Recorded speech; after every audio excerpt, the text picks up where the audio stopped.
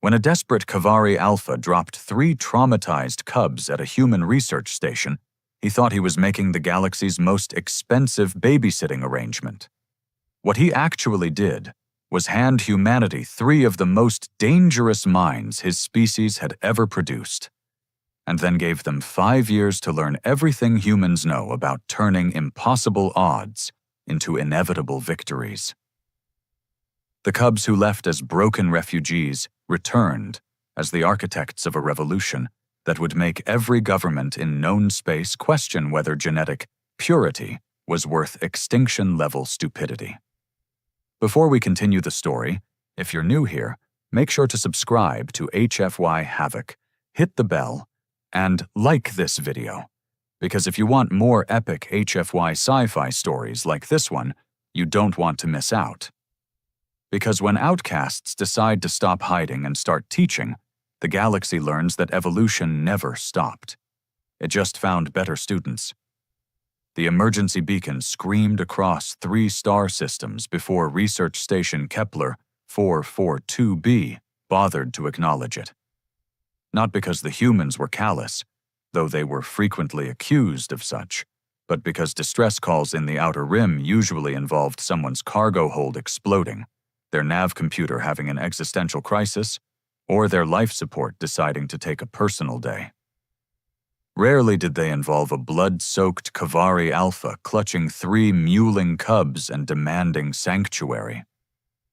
Commander Reese Chen stared at the view screen, watching the battered Kavari vessel drift closer to their docking bay. The ship looked like it had been chewed up by a black hole and spat out for poor taste. Scorch marks decorated its hull in abstract patterns that would have been artistic if they weren't clearly the result of plasma fire. "Boss?" came the voice of Dr. Elena Vasquez from behind him. "That thing's broadcasting Kavari military codes that went extinct about 6 months ago." "Extinct how?" "The enthusiastically dead kind of extinct." Chen rubbed his temples. Kepler Station housed 47 researchers, 3 maintenance bots that had developed personalities, and enough coffee to keep them all functional for another 18 months. It did not house facilities for traumatized alien refugees, especially not Kavari ones. The Kavari were what happened when evolution decided to give a species all the aggressive tendencies of a honey badger, the pack instincts of wolves, and the technological aptitude to make both traits genuinely terrifying.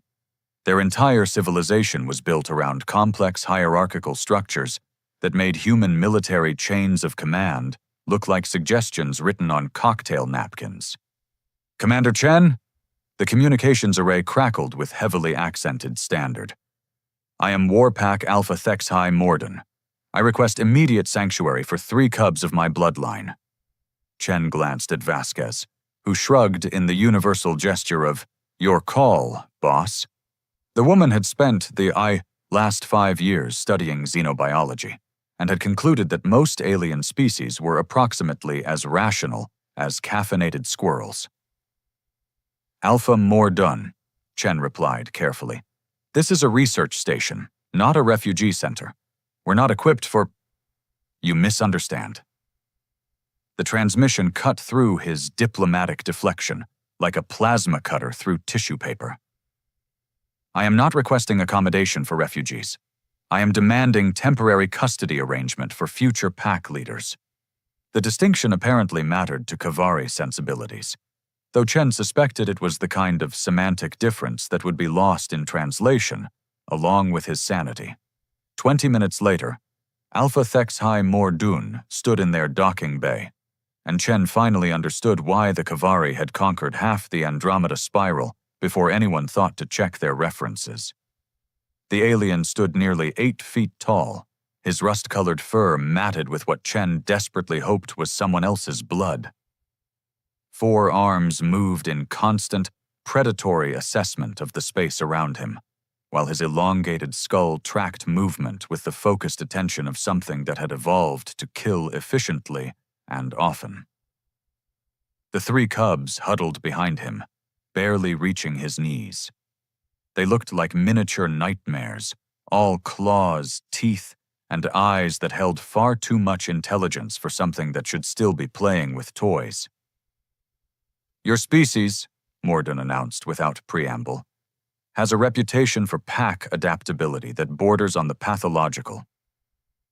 "Thank you," Chen replied, uncertain whether he'd just been complimented or insulted. It was not intended as praise. One of Morden's secondary arms gestured dismissively. "Your people integrate foreign concepts into your social structures with disturbing ease. You adopt customs, technologies, even moral frameworks from other species, and somehow make them function within your chaotic pack dynamics." Dr. Vasquez stepped forward, her scientific curiosity apparently overriding her survival instincts. "Are you saying humans are culturally adaptive?" "I am saying humans are culturally indiscriminate." Mordune's lips pulled back to reveal teeth that belonged in a museum of evolutionary mistakes. "You will accept anything if it serves your pack's survival. Honor, tradition, proper hierarchical order. These concepts mean nothing to your species if abandoning them provides tactical advantage." The cubs made soft, chittering sounds that Chen's universal translator helpfully labeled as distressed pack communication. One of them, slightly larger than the others, kept staring at the humans with an expression that managed to combine wariness with what might have been calculation. "Alpha," Chen said slowly, "what exactly happened to your pack?" Morden's four arms went perfectly still, never a good sign in a predator species. "The High Council has decided that certain bloodlines carry genetic deviations incompatible with traditional pack structures. They are being systematically eliminated to preserve species purity. And your cubs carry those deviations." The Alpha's voice carried a note that human ears couldn't quite interpret, but the cubs responded by pressing closer together. "They think differently, question pack hierarchy, adapt to changing circumstances rather than maintaining traditional responses." Chen felt pieces clicking together in his mind, though he wasn't sure he liked the picture they were forming. "So you brought them to us because humans are the most successful pack deviants in known space." Morden crouched down, bringing himself closer to the cubs' eye level. He spoke to them in rapid Kavari, too fast for the translator to catch, but Chen heard his own species' name mentioned several times. The largest cub responded with what sounded like a question. Morden's reply was brief and final. "What did you tell them?" Vasquez asked. "That they will live with your pack until they are old enough to choose their own path." Mordun straightened to his full height. "I have informed them that humans are weak, chaotic, and lack proper understanding of pack dynamics. I have also informed them that these characteristics will likely keep them alive." The cubs stared up at the humans with unblinking eyes. The largest one tilted its head in a gesture that was eerily reminiscent of human curiosity. "Alpha," Chen said, trying to keep his voice steady. "How long are we talking about here?" "Kavari reach maturity at 7 standard years. They will need care until then." 7 years? Vasquez's voice climbed an octave. "We're xenobiologists, not daycare workers." "You are pack animals who have survived by adapting to impossible circumstances," Morden corrected. "These cubs will either learn from your example or die trying. For my bloodline, those are acceptable odds." He moved toward the docking bay entrance, then paused. "A warning, Commander Chen. When I return for them, they will no longer be purely Kavari. Your pack's influence will have changed them in ways that cannot be undone." "Is that a threat?" Mordun's laugh sounded like grinding metal. "That, Commander, is a promise. And when that day comes, you may find that your species has accidentally created something that neither of our kinds was prepared for." The Alpha disappeared into his battered ship, leaving 3 alien cubs and 2 humans staring at each other across a gap that measured more than species difference. The largest cub took a tentative step forward and spoke a single word in accented standard. Pack? Chen looked at Vasquez, who was already mentally calculating food requirements, living space modifications, and the probability that their insurance covered interspecies incidents. Yeah, kid, Chen said finally. Pack. As Morden's ship disappeared into the stellar void, none of them realized they had just initiated the most dangerous cultural exchange program in galactic history. The cubs would learn human ways of thinking, human approaches to problem solving, and human attitudes toward authority. The humans, meanwhile, would learn that some gifts come with prices that don't become apparent until the bill comes due. 6 months of cohabitation had taught the research team several important lessons about interspecies childcare. First, Kavari cubs could survive on a diet that would kill most carbon-based life forms. Second, their idea of play involved recreating historical battles with whatever furniture wasn't bolted down. Third, they learned human languages with the same terrifying efficiency their ancestors had once used to master stellar navigation. What nobody had expected was for them to start teaching each other.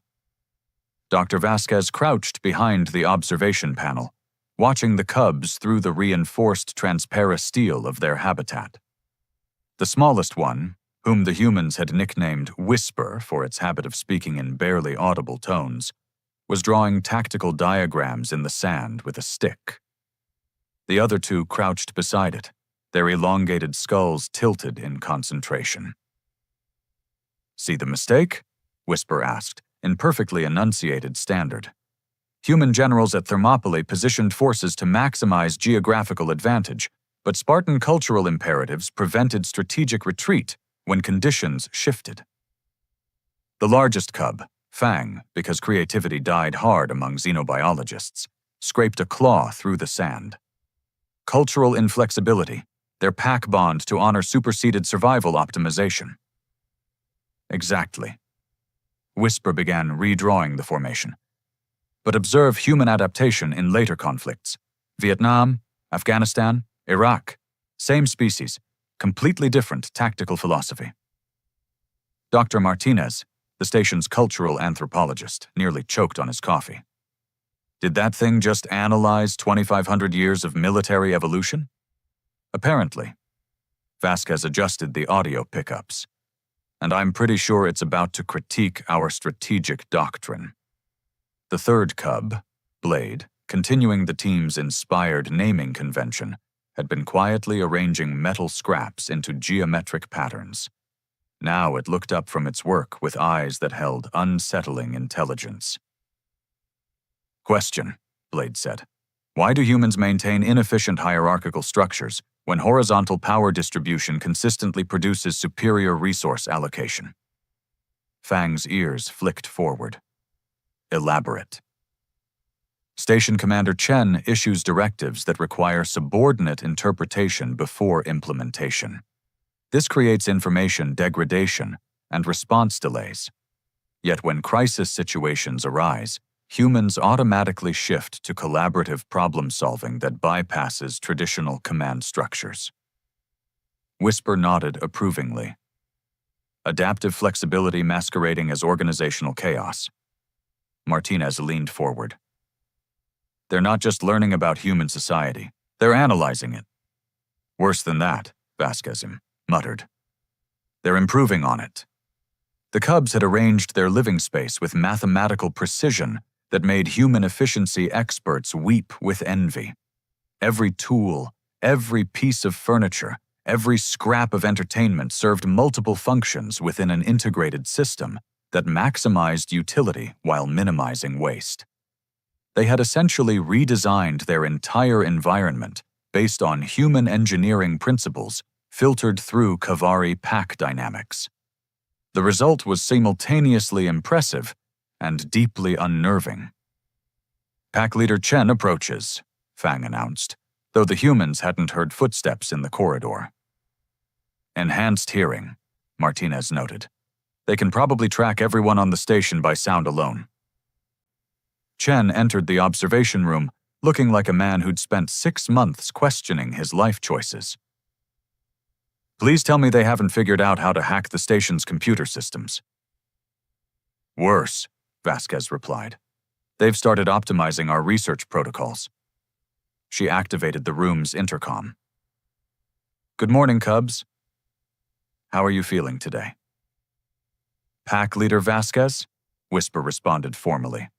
We have completed analysis of your xenobiology research methodology and identified 17 efficiency improvements that would increase data collection rates by approximately 37%. Chen closed his eyes. Of course they have. Additionally, Fang continued, we have prepared recommendations for personnel rotation schedules that would reduce psychological stress indicators while maintaining optimal productivity levels. They've been watching us, Martinez said quietly, learning our patterns, our weaknesses, our social dynamics. Blade's voice carried through the intercom with clinical precision. Human pack structures demonstrate fascinating contradiction between stated hierarchies and functional relationships. Commander Chen maintains nominal authority, but actual decision-making occurs through consensus building with key specialists. Dr. Martinez attempts to establish territorial boundaries through ritualized caffeine consumption, while Dr. Vasquez employs knowledge sharing as social bonding mechanism. The three humans stared at each other with the dawning realization that they were being studied by subjects who understood them better than they understood themselves. This is getting out of hand, Chen muttered. Through the transparistile, the Cubs had resumed their tactical discussions. Whisper was now drawing what appeared to be organizational charts with multiple decision trees branching from central nodes. Human corporate structures mirror military hierarchies, it explained to its companions, but successful human ventures demonstrate emergent leadership patterns that shift based on situational requirements and individual expertise. Inefficient, Fang observed. Or maximally adaptive, Blade countered. Rigid hierarchies produce predictable responses. Human chaos structures generate novel solutions to unprecedented problems. Whisper paused in its drawing. Perhaps chaos is not the appropriate term. Humans exhibit controlled flexibility. They maintain structural frameworks while allowing tactical improvisation within established parameters.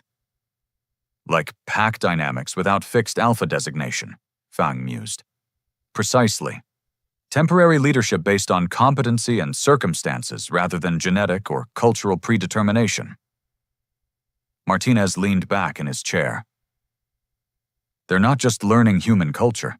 They're synthesizing it with their own instincts to create something entirely new. The Cubs had begun constructing elaborate three-dimensional models from salvaged components.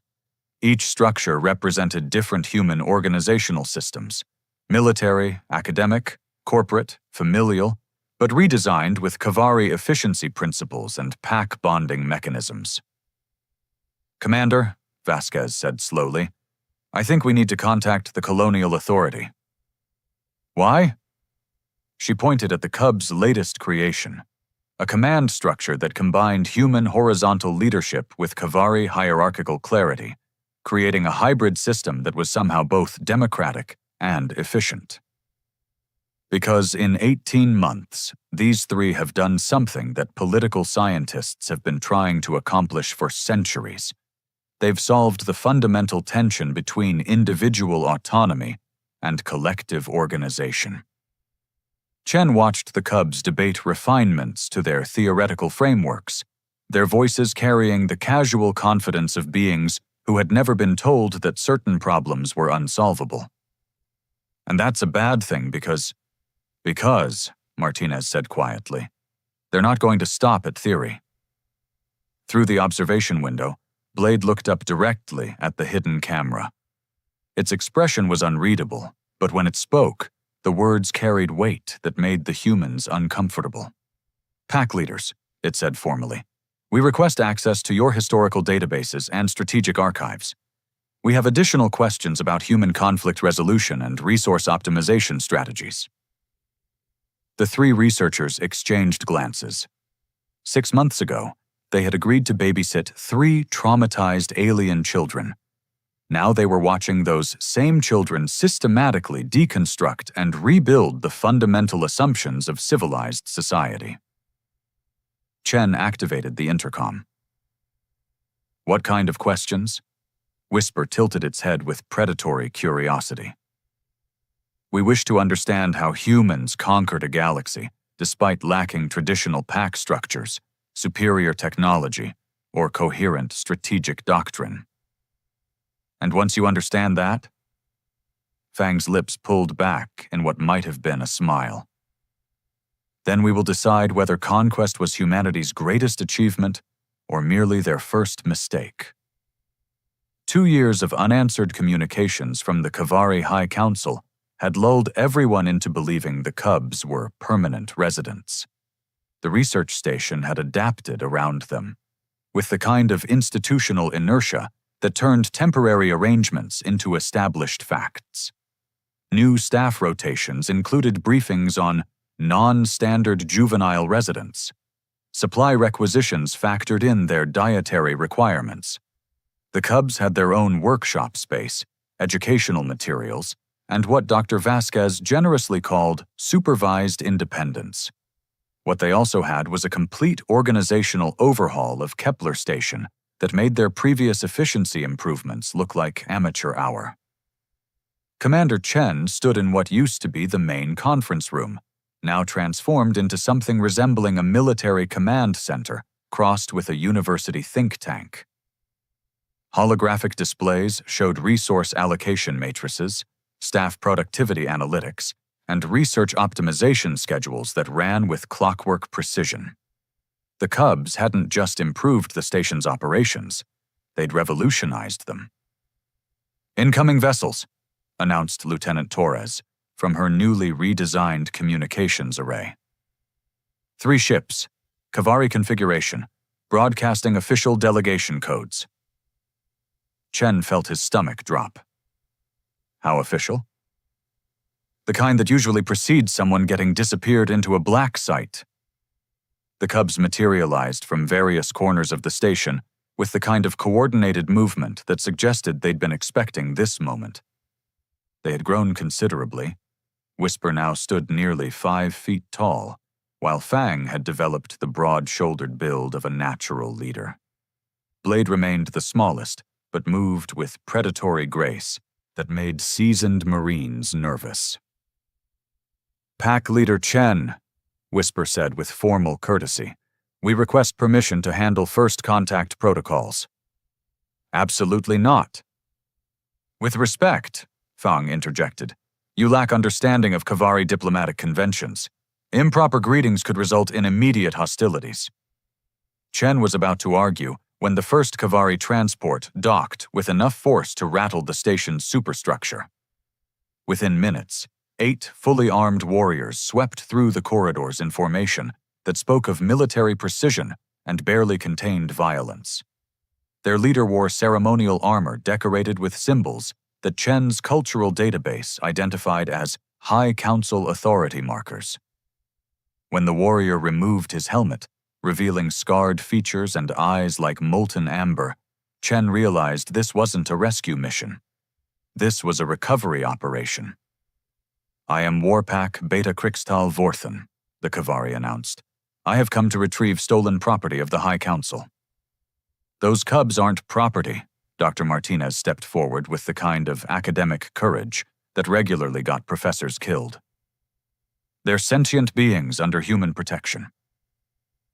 Vorthon's gaze swept the modified command center, taking in the efficiency improvements and organizational innovations. His expression shifted from bureaucratic boredom to sharp attention. "Humans," he said slowly. "What have you done to them?" Before Chen could formulate a diplomatic response, Blade stepped into the center of the room.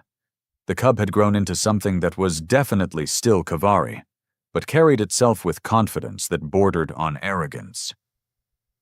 "Beta Vorthan," Blade said in flawless High Kavari, "you arrive without invitation, armed for conflict, and demonstrate ignorance of established protocols. Your behavior reflects poorly on Council authority." The warriors shifted uneasily. Chen didn't need a translator to recognize the electric tension that filled the room. "You dare question Council representatives?" Vorthan's voice carried deadly quiet. "I question incompetent execution of Council directives." Blade moved with fluid grace, positioning itself between the warriors and the human staff. "Your mission parameters included assessment of contamination levels and cultural degradation. Yet you arrive prepared for combat retrieval without conducting proper evaluation." Whisper emerged from behind a console bank, carrying what appeared to be a formal diplomatic pouch. "Beta Vorthan, we have prepared comprehensive reports on our development status, educational achievements, and cultural adaptation metrics for Council review." "You have prepared reports?" Vorthan's laugh held no humor. "Cubs do not prepare reports. Cubs obey. Cubs follow. Cubs submit to pack authority without question." Fang stepped forward, and Chen finally understood what Alpha Mordoon had meant about genetic deviations. The young Kavari stood with unconscious command presence that made the Beta's authority seem forced by comparison. "Beta Vorthan," Fang said with devastating politeness, "you represent a system that condemned us to death for thinking independently. We have spent 2 years learning from beings who reward independent thought with advancement and responsibility. Which approach has produced superior results?" The question hung in the air like an armed explosive. Chen watched the Kavari warriors exchange glances, their formation subtly shifting as they reassessed the situation. Vorthan drew himself to full height. "You have been contaminated by human weakness. You will return to proper Kavari space for reconditioning and integration into appropriate pack structures." "No." Blade's refusal was calm and absolute. "We decline your offer." It was not an offer. Then it was a tactical error. Whisper activated the holographic displays with a gesture, flooding the room with data streams that showed station operations, resource flows, and personnel efficiency ratings. "We have transformed this facility from marginal research outpost to strategic asset capable of supporting extended deep space operations.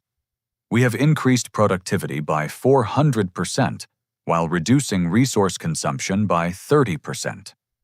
We have created hybrid organizational systems that optimize both individual initiative and collective coordination." The displays shifted to show theoretical frameworks, strategic analyses, and organizational charts that represented 2 years of continuous innovation. "We have done this," Fang continued, "by combining Kavari pack dynamics with human adaptive methodologies. The result is superior to either system operating independently." Vorthan stared at the displays with growing alarm. "You have created abominations. Kavari cubs do not develop strategic frameworks. They do not analyze organizational structures. They do not challenge established authority." "Correct," Blade said. "Traditional Kavari cubs do not. We are no longer traditional Kavari cubs." The Beta's claws extended involuntarily. "You are genetic deviants who require corrective measures." "We are evolutionary adaptations who have outgrown your corrective measures." Whisper's voice carried the kind of certainty that made Chen's skin crawl. "Beta Vorthan, you arrived expecting to collect 3 traumatized refugees. Instead, you have found 3 strategic planners who understand both Kavari military doctrine and human organizational innovation." "You are cubs," Vorthan snarled. "We are graduates," Fang corrected, "and our education is complete." The cubs moved with synchronized precision that spoke of extensive coordination. Blade activated security protocols that sealed the docking bay. Whisper initiated communication dampeners that blocked external transmissions. Fang simply stood there, radiating the kind of quiet confidence that made seasoned warriors reconsider their life choices. "Beta Vorthan," Fang said conversationally, "you and your warriors are welcome to remain as guests while we complete our preparations for departure." "Departure?" Chen found his voice. "What departure?" Whisper turned to him with something that might have been affection. "Pack Leader Chen, your species taught us that survival requires adaptation, that strength comes from diversity, and that traditional authorities must earn their legitimacy through competence rather than inheritance." "We learned those lessons well," Blade added, "perhaps too well for anyone's comfort." Vorthan's warriors had weapons trained on the cubs, but Chen noticed they hadn't actually fired. Something about the young Kavari's complete lack of concern was making everyone nervous. "You cannot leave," the Beta stated flatly. "You belong to the High Council." "We belong to ourselves," Fang replied, "and we have work to do." "What work?" The cubs exchanged glances that carried entire conversations. When Whisper finally spoke, its words carried implications that made Chen wish he'd never heard of Alpha Morden. "There are others like us, Beta Vorthan, genetic deviants from dozens of species, abandoned or condemned by their own kind for thinking differently. They exist in refugee camps, research stations, and frontier colonies throughout this sector." "And?" Vorthan demanded. Blade's smile revealed teeth that had grown very sharp indeed. "And we intend to find them." 5 years had transformed the Kepler research station from a forgotten outpost into the unofficial headquarters of what galactic intelligence agencies were calling the Deviation Coalition. Commander Chen, now bearing the unofficial title of Senior Advisor to beings who had outgrown any need for his authority, watched the latest arrivals through the observation deck's panoramic windows. 17 ships hung in formation around the station, each one carrying refugees, outcasts, and what their home species had deemed unfit for traditional society. A Zorathi mathematics prodigy who had been exiled for questioning geometric orthodoxy worked alongside a Vicarian engineer whose crime had been improving upon ancestral designs. Threnodi philosophers debated ethical frameworks with Makari artists who had been condemned for painting outside prescribed cultural boundaries. All of them had been found, recruited, and educated by 3 former cubs who had become something that scared governments across 2 spiral arms. "Status report," Chen requested, though he suspected he wouldn't like the answers. Dr. Vasquez, now the Coalition's chief of xenobiology, and looking like someone who had spent years watching her life spiral into controlled chaos, consulted her datapad. "We're currently hosting representatives from 47 species. Our manufacturing capabilities have expanded to include everything from quantum processors to biological enhancement systems. And our former cubs are preparing for what they're calling the final demonstration, which involves something they won't tell us about because they think we'll try to stop them. Through the station's corridors, beings who shouldn't have been able to coexist were collaborating on projects that pushed the boundaries of known science. The Coalition had become a functioning multicultural society based on merit, innovation, and shared exile from traditional power structures. It was also, Chen suspected, the most dangerous military force ever assembled. "Incoming transmission," announced Torres, now Director of Communications, and clearly regretting every career choice that had led her to this moment. "It's Alpha Morden." The main display flickered to life, revealing a Kavari who looked like he'd aged decades in 5 years. Morden's rust-colored fur had gone gray. His 4 arms moved with the careful precision of someone fighting chronic pain, and his eyes held the hollow exhaustion of complete defeat. "Commander Chen," Morden said without preamble, "I need to speak with them. They're in the primary workshop, but Alpha..." I know what they've become. Mordoun's voice carried bitter acknowledgement.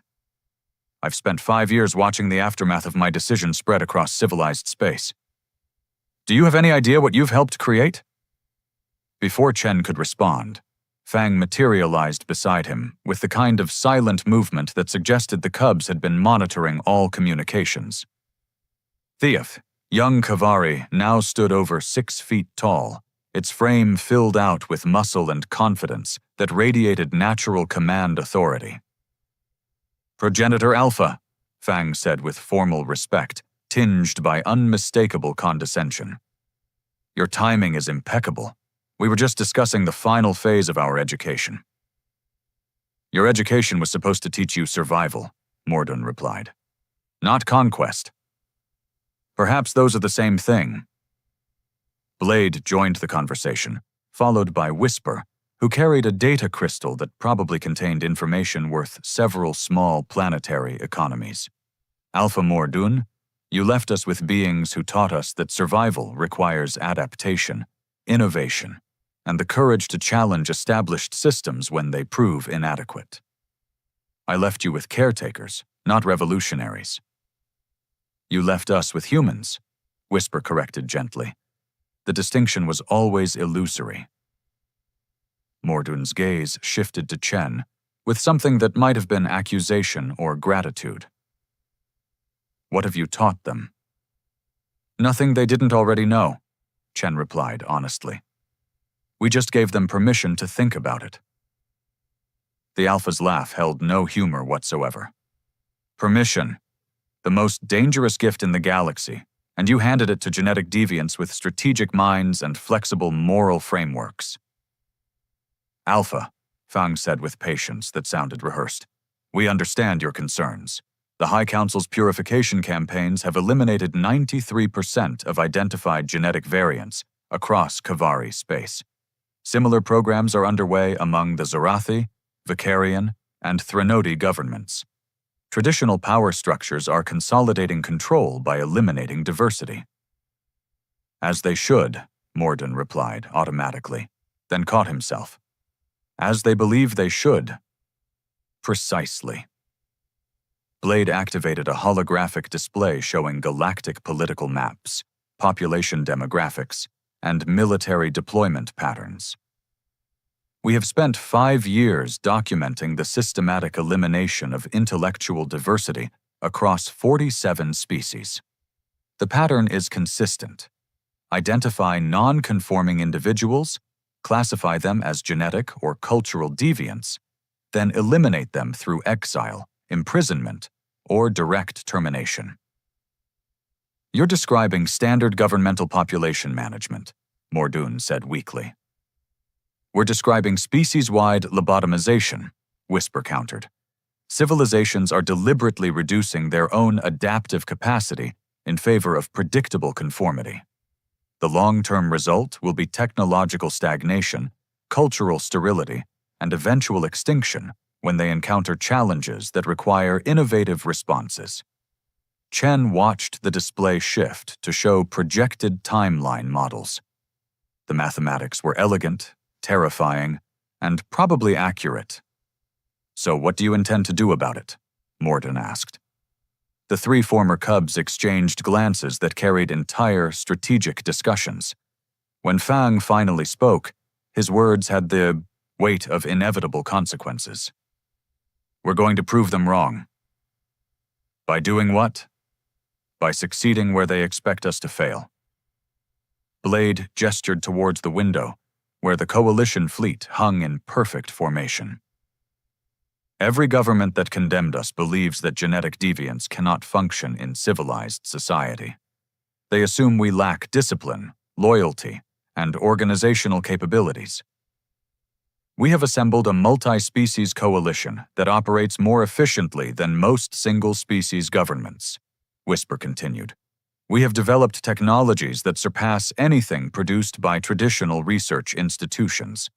We have created social structures that optimize both individual achievement and collective welfare. And now, Fang concluded, We're going to demonstrate the superiority of our approach by doing something that every traditional government in this sector has declared impossible. Which is? The cubs smiled with expressions that made Chen remember why humans had once feared apex predators. We're going to solve the hegemony crisis. The hegemony crisis. Chen felt his blood pressure spike.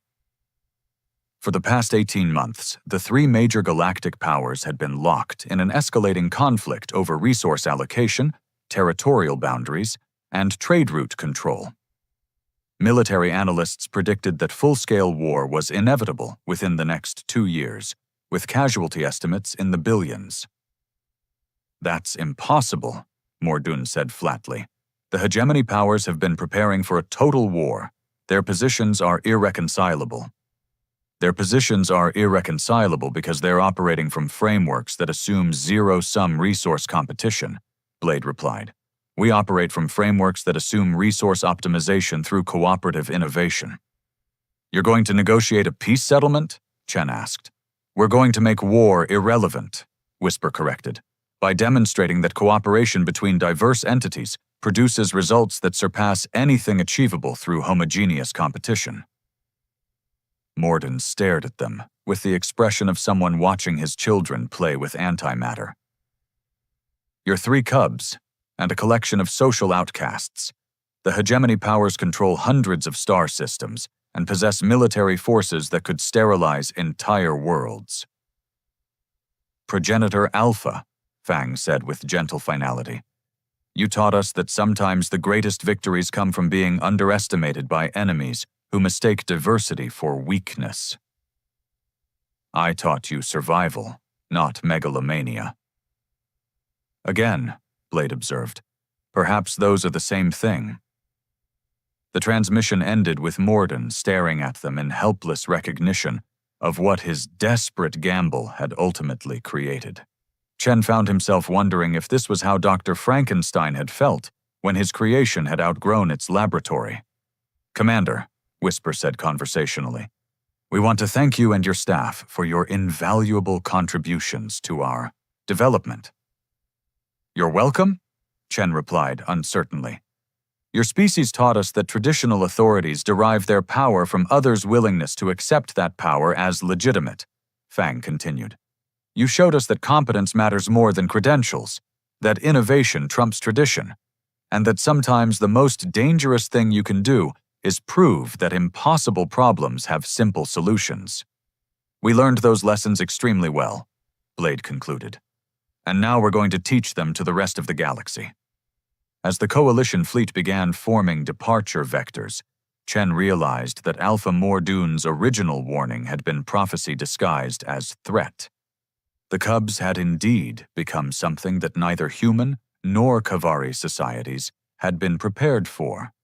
They had become proof that evolution never stops, that intelligence always finds a way, and that sometimes the most effective revolution is simply demonstrating that the old ways were never as necessary as their defenders claimed.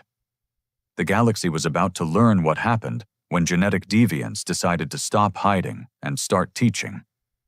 Chen suspected it was going to be educational for everyone involved.